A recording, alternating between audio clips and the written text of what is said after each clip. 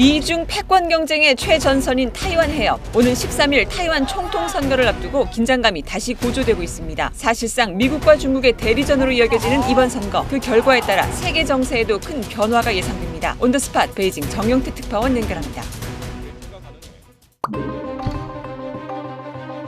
이번 선거를 미중 대리전으로 보는 양상도 있잖아요. 양쪽 모두 다 이 타이완이라는 지역 자체를 포기할 수 없는 그런 중요한 지역이라면서요. 원래 군사 안보적으로 보면 타이완의 오랜 별명이 바다 위에 침몰하지 않는 항공모함이잖아요. 이 지도를 놓고 보게 되면은 중국이 태평양으로 진출하는 데 있어서 동쪽은 일본이 가로막고 있고 남쪽은 타이완 섬이 가로막고 있는 그런 모양새거든요. 타이완 섬이 미국과 중국 누구의 영향력에 들어가느냐에 따라서 태평양의 판도도 달라질 수 있는 겁니다. 중국 입장에서는 그야말로 미국의 해상 봉쇄선을 뚫어내는 최전선이 타이완 섬인 셈이고, 미국 입장에서는 중국의 태평양 진출을 막는 바다 위의 군사기지, 말 그대로 침몰하지 않는 항공모함인 셈인 거죠. 게다가 중국 대륙과 타이완 사이에 있는 이 타이완 해협은 전 세계 경제에서 차지하는 비중이 어마어마하게 높은 목줄로 비견되거든요. 전 세계에서 해상으로 운송되는 컨테이너의 절반 가까이가 이 타이완 해협을 지납니다. 특히 중국, 일본, 한국이 많은 영향을 받고 있죠. 근데 만약에 유사시에 군사적 위기 상황에 닥쳐서 어느 한쪽이 이 타이완 해협을 봉쇄하게 된다면 한국과 일본은 그야말로 직격탄을 맞게 됩니다. 바로 이 길을 통해서 석유가 수입되고 있기 때문이거든요. 타이완이 최근 들어서 급격히 전략적 가치가 높아진 게 바로 반도체 때문이잖아요. 특히 이제 타이완을 대표하는 기업이 된 TSMC는 그 회사 이름 자체가 타이완 반도체 제조사잖아요. 이 세계의 반도체 공급망에서 갖고 있는 영향력이 어마어마하죠. 특히 반도체 파운드리 분야에서 세계 점유율 1위입니다. 이게 그냥 1위가 아니고 세계 시장 점유율을 50~60%나 차지하고 있는 명실상부한 1위가 바로 TSMC거든요. 2위는 삼성전자인데 삼성전자의 파운드리 시장 점유율은 10%대에 불과합니다. 특히 미국과 중국의 첨단 기술 패권 전쟁의 핵심이 지금 반도체가 됐잖아요. 한마디로 중국이 고사양의 최첨단 반도체를 살 수도 없게 하고 또 스스로 만들지도 못하게 하겠다는 게 미국의 의도있는데, 이런 미국의 전략이 성공하려면은 고사양 반도체 제조망을 갖고 있는 타이완과 TSMC의 협조가 필수적이라는 거죠. 그런데 만약에 중국의 타이완에 대한 또 TSMC에 대한 영향력이 커진다면 미국의 이런 전략에는 큰 차질을 빚게 됩니다. 반대로 중국이 타이완과 TSMC로부터 지금보다 훨씬 더 큰 협력을 받을 수 있게 된다면 반도체 굴기라고 하는 중국의 꿈에는 큰 원군을 얻게 되는 셈인 거죠. 주요 후보들이 3명이 나와 있는 것 같은데 판세는 어떻게 진행되고 있나요? 타이완 주요 방송사 가운데 하나인 TVBS가 1월 2일 자로 발표한 여론조사를 보면요, 반중 독립 성향의 민진당의 라이칭도 후보가 33%, 친중 성향인 국민당의 허우유이 후보가 30%로 3%포인트 차입니다. 이 오차 범위 내기 때문에 접전이라고 봐야 될 것 같고요. 제3당이 민중당의 커먼저 후보는 22%로 3위인데 최근 하락세라고 하지만 역시 상당한 지지를 받고 있는 걸 볼 수 있습니다. 현재 분위기를 좀 더 정확하게 알기 위해서 타이완 방송사인 쌀린 뉴스의 저우카이 정치 전문 기자를 연결해서 직접 들어봤습니다. 其实都是还是算蛮激烈的一个状况，所以我们到现在其实大家都还不敢妄下定论谁会当选。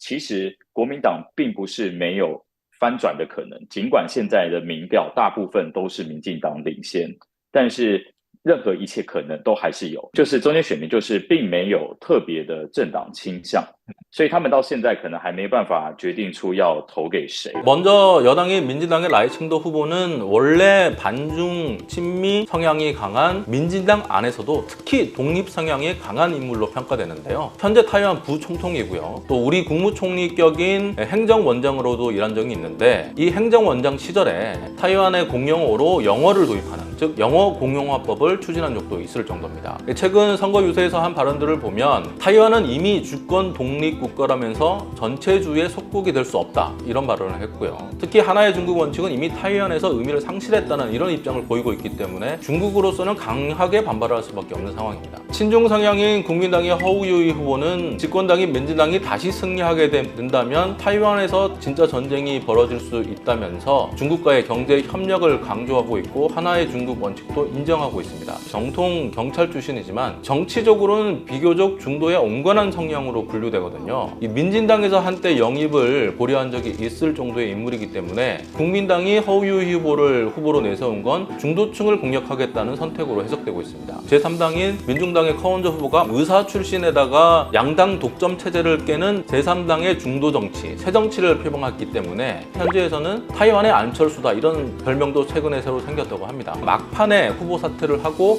국민당 지지를 할 가능성도 남아있다는 얘기가 계속 나오고는 있습니다.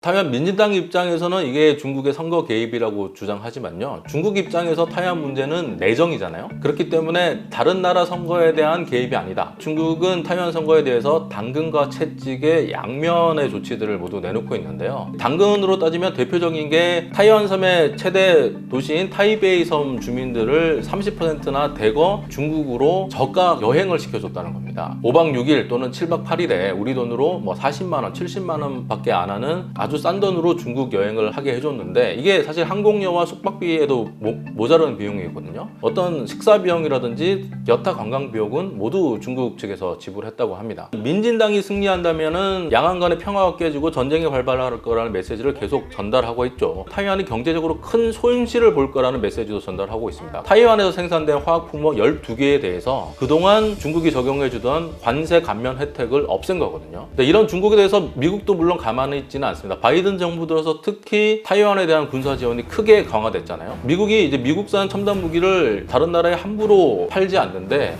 타이완만큼은 미국의 첨단 무기들을 구매할 수 있도록 계속 허용하고 있고 또 금융 지원도 하고 있단 말이죠. 실제로 타이완 현지에서는 현재 상황을 가리켜서 미국과 타이완이 준 군사 동맹 수준이 됐다는 평가까지 나오고 있다고 합니다. 즉 미국의 동맹은 아시아에서 기존의 한국과 일본, 필리핀 정도였는데 타이완까지 미국의 군사 동맹에 끌어들이게 되면 이 태평양에서 중국의 태평양 진출을 완전히 가로막게 되는 상황이잖아요. 타이완의 민진당 정부가 중국과 관계가 나빠진다고 하더라도 안보는 미국이 지켜주겠다 이런 메시지를 타이완 유권자들에게 보내고 있는 걸로 볼 수 있겠습니다. 록밴드 메이데이라는 그룹이 갑자기 뉴스에 많이 등장을 했거든요. 중국의 선거 개입하고 무슨 관계가 있는 거예요? 중화권의 비틀즈라고 불릴 정도로 타이완뿐만 아니라 중국, 대륙, 홍콩, 마카오 등 중화권에 굉장히 큰 영향력을 갖고 있는 밴드입니다. 코로나 이후 처음으로 상하이에서 대규모 콘서트를 열었는데 그 표가 5초 만에 매진될 정도로 큰 인기였다고 합니다. 그런데 공연 뒤에 갑자기 립싱크를 한 게 아니냐는 논란이 벌어졌거든요.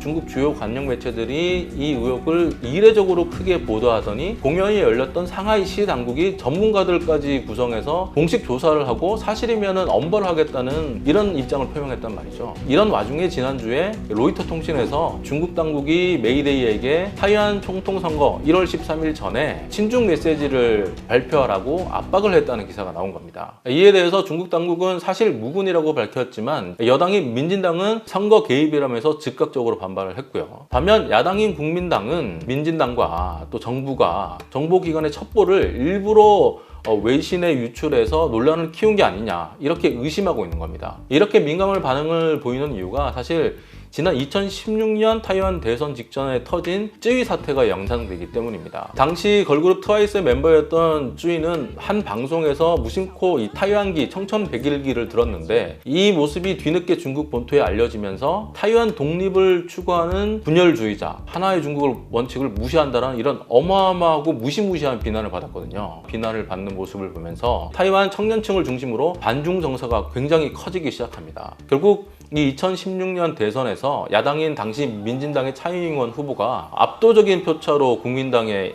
승리하면서 8년 만에 정권 교체를 이루게 됩니다. 청년층이 몰표를 몰아줬던 거죠. 당시 국민당에서도 자신들의 패배에 최후의 일격을 가했던 게 이 쯔위 사태였다. 이런 말이 나오기도 했습니다.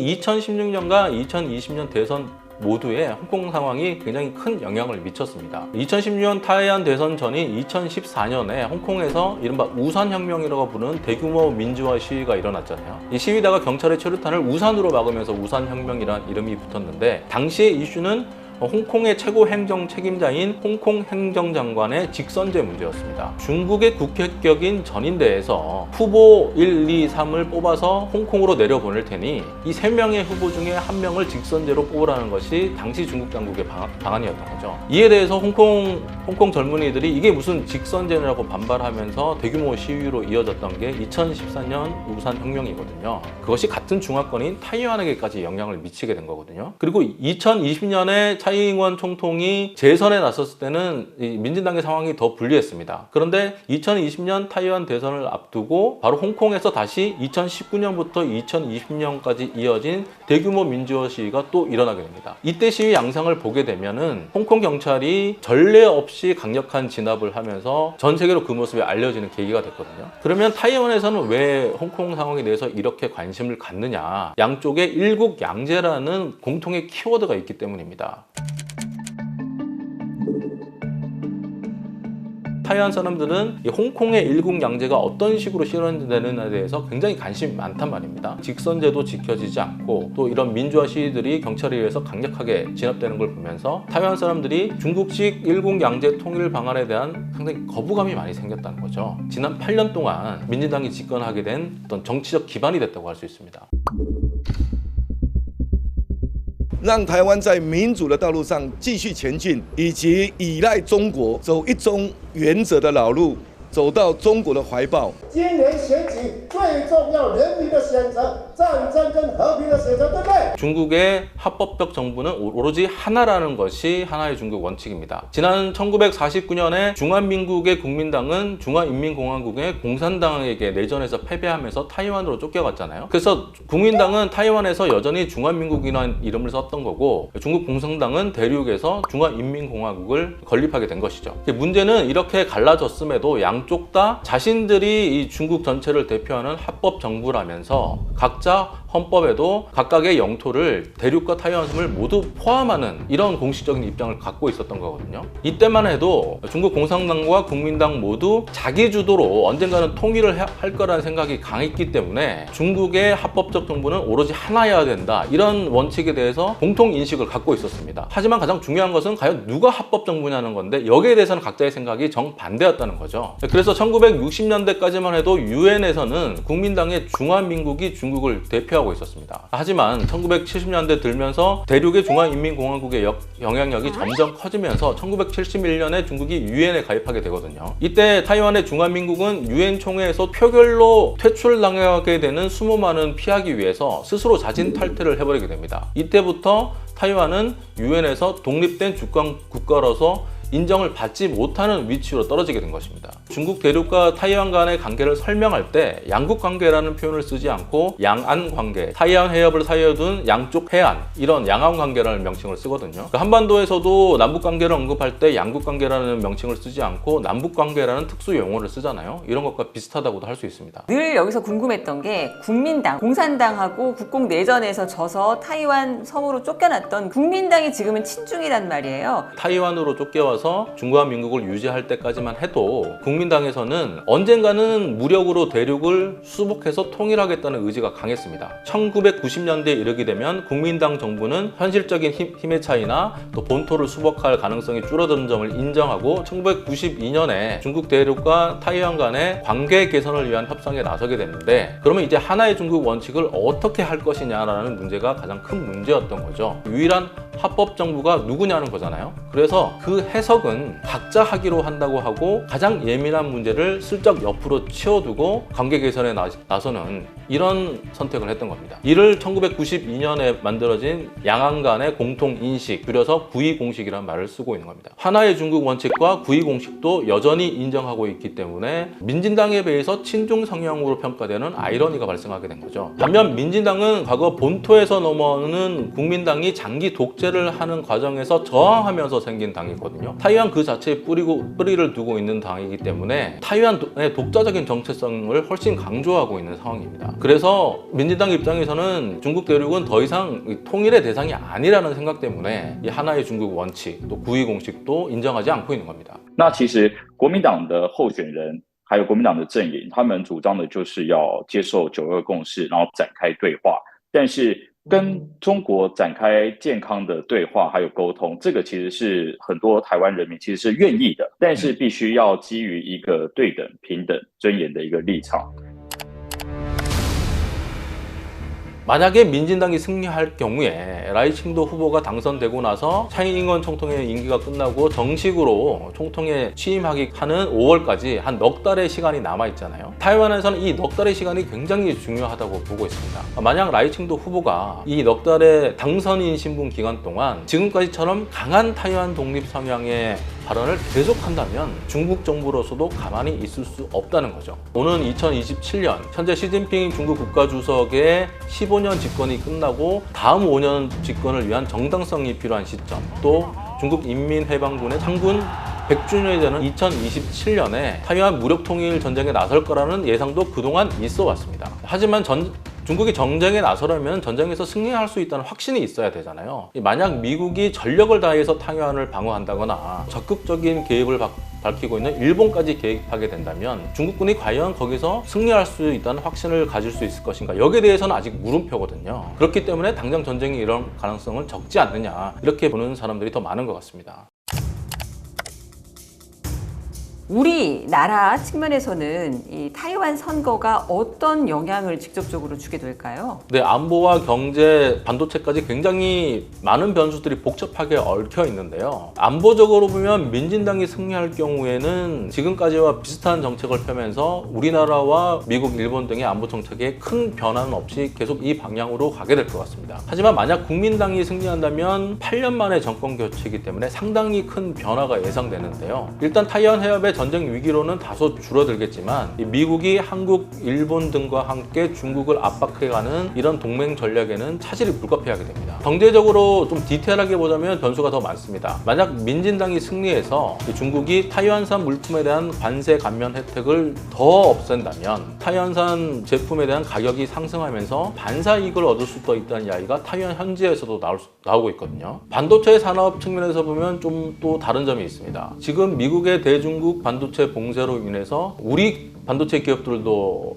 상당한 제약을 받고 있잖아요. 만약에 국민당이 승리해서 타이완과 TSMC가 중국과 협력하는 상황이 된다면 우리도 미국에 할 말이 생기게 된다는 이런 해석도 있습니다. 타이완과 TSMC는 중국과 협력을 통해서 반도체 분야에서 저렇게 큰 이익을 얻고 있는데 왜 미국은 동맹인 한국 기업들에 대해서만 제약을 주느냐, 이렇게 말할 여지도 생긴다는 거거든요. 그렇기 때문에 이번 대선에 미국과 중국을 비롯한 전 세계 관심이 집중되고 있다고 볼 수 있을 것 같습니다.